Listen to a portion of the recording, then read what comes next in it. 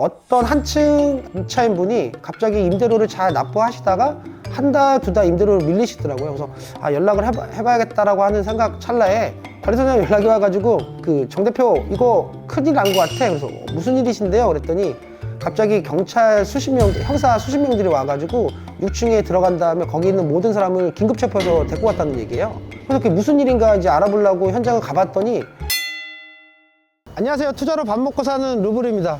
오늘은 제가 3년 전에 이 뒤에 보이시는 건물 3개층을 매수를 했는데요.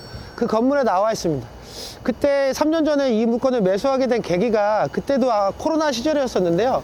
이 뒤에 있던 건물은 예전에 병원이라고 유명한 정신과 의사인 씨가 운영하던 병원이었어요. 근데 코로나 때문에 집단 감염이나 이런 부분 때문에 요양병원 이런 부분이 아마 많은 분들이 퇴실을 하시거든가 코로나에 감염이 되셔가지고 이 병원 자체가 1년에서 2년 정도 비워져 있었습니다. 그래가지고 금액이 처음에 시작할 때는 약 한 30억 정도로 시작했었는데요. 제가 이런 상황을 알았기 때문에 좀 더 위에 있어서 협상을 할 수 있었습니다. 그리고 뒤에 보시는 물건은 그때 병원 안에 베드부터 집기 모든 게 그대로 있었기 때문에 이 부분은 사실상 철거를 하고 인테리어를 해서 임대까지 채울 수 있는 사람이 그렇게 많지 않았던 것 같아요. 이렇게 난이도가 있는 물건은 솔직히 매수자가 그렇게 많지 않습니다. 그래서 저는 좀 더 협상의 우위가 있었고요.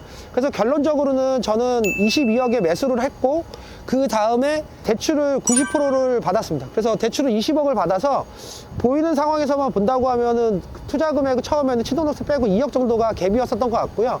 그 다음에 여러 가지 우여곡절이 있었지만 인테리어를 마치고 난 다음에 지금은 보증금 2억 3천에 월 1,870만 원 정도에 맞춰져 있는 상태입니다. 그리고 1년에서 한 2년 가까이 공실로 있다 보니까 저한테는 좀 싸게 협상을 할 수 있는 기회였던 것 같습니다. 안 되겠어요. 잠깐만요. 너무 추워가지고 안 되겠어. 아까 현장에서 찍다가 너무 추워서 다시 들어왔고요. 너무 오늘 오래돼서 가장 추운 날씨여가지고 너무 힘들어가지고 사무실로 들어왔습니다. 추가로 말씀드리자면 이때 이 상황이 소형 평수들 사무실들이 많이 공급되는 상황이었어요. 대형 평수 사무실을 흔히 얘기하는 쪼개기라고 해서 그렇게 많이 쪼개졌었는데 이 물건 같은 경우는 분양 평수가 약 700평 가까이 되는데 저는 이제 대형 평수에 대한 공급이 없어서 그 희소성을 생각을 해서 한 층 전체로 임대해 줄 생각을 처음부터 했던 것 같습니다. 그리고 이 물건을 다 이제 저한테 유리하게 계약을 하게 되면서 계약에 특약에다 그런 내용을 적었죠. 현재는 공실이다 보니까 그러면 제가 중도금을 어느 정도 드리고 먼저 철거 및 인테리어를 할 수 있게 좀 해달라. 그래서 그 기간을 좀 달라고 해서 철거 및 인테리어를 중도금 주고 곧장 할 수 있었습니다. 근데 이제 막상 철거를 하려고 이제 현장을 보다 보니까 건물 자체가 좀 특이한 게 있었는데요. 5층하고 6층하고 7층에 내부 계단이 상당히 크게 뚫려 있었습니다. 근데 이 내부 계단이라는 거는 허가를 받을 때는 어떤 하중이라든가 이런 부분이 엄청나게 힘들었는데 그와 또 반대로 이거를 또 원상복구를 하게 된다는 것 자체는 층을 만들 때 그 안에 각각의 철근도 들어가야 되고 어느 정도 하중을 견뎌야 되는 이런 부분이 있어가지고 신고든 뭐 허가든 이런 부분이 있었었는데 그게 좀 까탈스러웠던 것 같아요. 그리고 또 바로 밑에 층에는 고시원 원룸텔이 있어가지고 저녁에도 하기 힘들고 낮에도 하기 힘들고 이런 상황이어서 철거할 때 좀 난이도가 좀 있었던 것 같아요. 정리하자면 물건지 앞에서 말씀은 드렸지만 이 물건을 결국은 22억에 매수를 했고요. 2달에서 한 3달 정도 있다가 임대를 마무리했는데 대출은 20억을 받았습니다. 90% 이상 나온 건데요. 이때 대출을 받기 위해서 많은 곳에다 알아봤는데 이렇게 많이 대출을 받을 수 있었던 거는 이 물건 자체에 대한 브리핑도 하고요. 이 물건을 엄청나게 싸게 샀고 향후에 제가 어떻게 진행을 하고 어떻게 만들 것이라는 이런 여러 가지 자료를 준비해서 은행을 설득했던 것 같습니다. 생각보다 금액대가 커 보이고 인테리어가 철거가 난이도가 있어 보이지만 최종 투자금은 그렇게 많지 않았던 것 같습니다. 그래서 그렇게 큰 금액이 아닌 돈으로 이런 큰 물건을 할 수 있었던 거는 뭐냐면 코로나나 이런 부분이나 여러 가지 상황 때문에 제가 정말 싸게 매수할 수 있었고요. 그리고 다행스럽게도 제가 예상했던 대로 저하고 비교될 만한 물건 자체가 없었고 저는 한 층 전체에 인테리어를 하고 화장실부터 공용 부분까지 다 인테리어했기 때문에 그래도 좀 생각보다는 빨리 임대를 다 채웠던 것 같아요. 그래서 결국은 보증금 2억 3천을 회수하고 대출이자 빼고 그냥 순수 받는 임대료는 한 달에 1,870만 원 정도를 받았던 것 같습니다. 그렇게 잘 임대를 받고 있다가 1년 반에서 한 2년 정도가 지났나? 어떤 한층 임차인분이 갑자기 임대료를 잘 납부하시다가 한 달, 두 달 임대료를 밀리시더라고요. 그래서 연락을 해봐야겠다라고 하는 생각 찰나에 관리사장 연락이 와가지고 정 대표 이거 큰일 난 것 같아. 그래서 무슨 일이신데요? 그랬더니 갑자기 경찰 수십 명, 형사 수십 명들이 와가지고 6층에 들어간 다음에 거기 있는 모든 사람을 긴급 체포해서 데리고 왔다는 얘기예요. 그래서 그게 무슨 일인가 이제 알아보려고 현장을 가봤더니 현장의 문은 폐문이 되어 있고 그런 상황이기 때문에 안에서 이렇게 넌지시 봤는데 안에 집기는 그대로 있더라고요. 그런 상황에서 이게 이제 난감해진 게 향후에 이거를 강제 개문할 수도 없는 상황이거든요. 왜냐면 제가 점유하고 있는 게 아니니까. 그래서 이제 수소문을 해봤더니 임차인분이 남부교도소에 수감돼 있다라는 소식을 들었습니다. 그래서 그냥 저 입장에서는 아직 보증금이 남아 있으니까 그분이 보증금이 조금이라도 남아 있을 때 그분한테 어느 정도 합의라든가 이런 부분이 된다고 하면 그분한테도 좋은 거고 저한테도 윈윈일 거라고 생각을 해서 남부교도소에 접견 신청을 했었습니다. 근데 막상 접견 신청을 딱 하는데 마지막에 이제 거기에 있는 교도관 분이 이분은 접견을 거부해 놨기 때문에 접견을 할 수가 없다. 그래서 그런 게 어딨냐라고 했는데 그분 자체가 거부를 했으면 이게 뭐 개인 뭐 이런 걸로 인해서 접견을 거부할 수 있다라고 하더라고요. 그래서 방법을 어떻게 생각하고 하다가 교도관님한테 이런 상황인데 혹시 이런 방법이 없을까요? 라고 해서 어떻게 겨우겨우 물어봐서 수감번호를 알게 되었습니다. 수감번호를 알게 되고 난 다음에 이제 사무실에 와서 그분한테 서신을 보냈죠. 이러이러한 상황인데 제가 강제 개문을 할 수 없고 아직 보증금이 남아 있으니 저한테 비번을 알려주시면 남는 보증금을 좀 돌려드리겠다라고 이제 서신을 보냈더니 뭐 다행스럽게도 서신이 온 게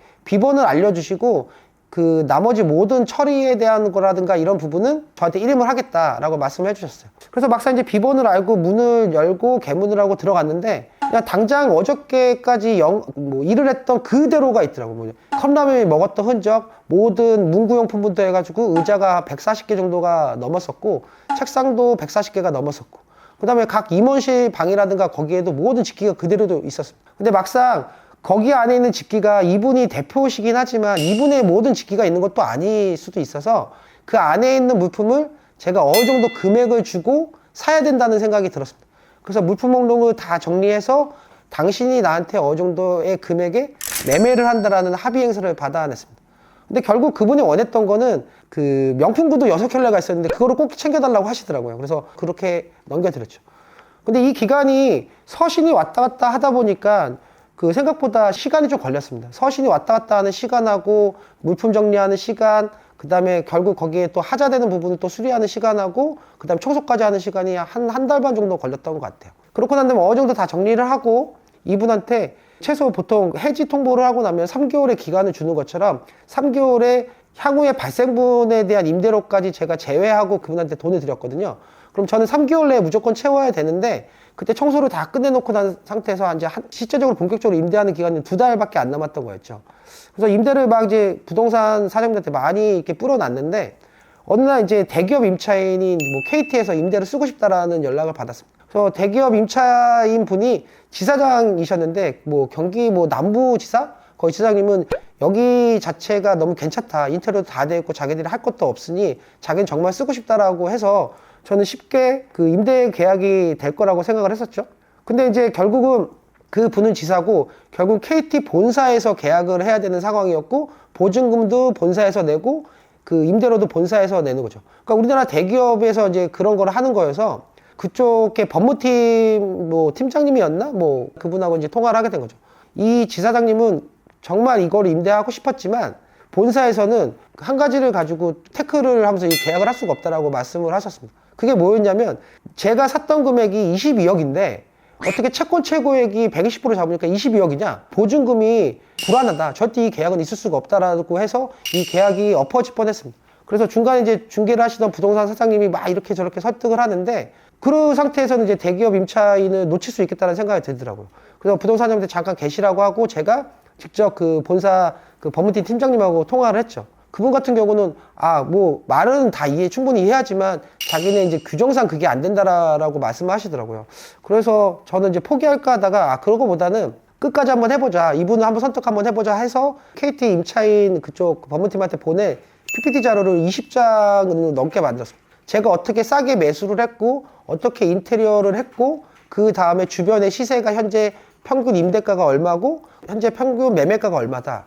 그렇게 따지면 이 물건이 절대 위험한 거라든가 비싼 물건이 아니다라는 그 자료를 20페이지를 보내고 제가 따로 전화로 해서 설득까지 했습니다. 그래서 결국 그분이 인정하셨던 건 뭐냐면 그 근처에 그 실제 거래 사례가 있었는데요. 이 물건이 제가 22억에 매수를 했지만 제가 그때 감평을 제시했던 거는 중앙감정에서 그때 46억이 나왔었거든요. 46억이라는 감정가가 나온 거를 토대로 해서 KT를 잘 설득했던 것 같아요. 그래서 결국은 KT한테는 전세권 설정을 해주는 거에서 합의를 하고요. 결국 KT 임대를 채웠던 거죠.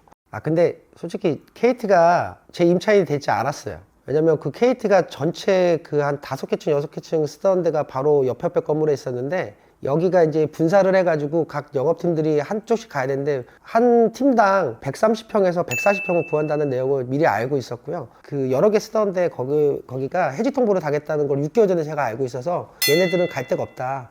그래서 대형 포수를 미리 준비해 놓자. 그런 것 때문에 빨리 교도소에 가가지고 임차 만나가지고 준비해 놨던 거거든요.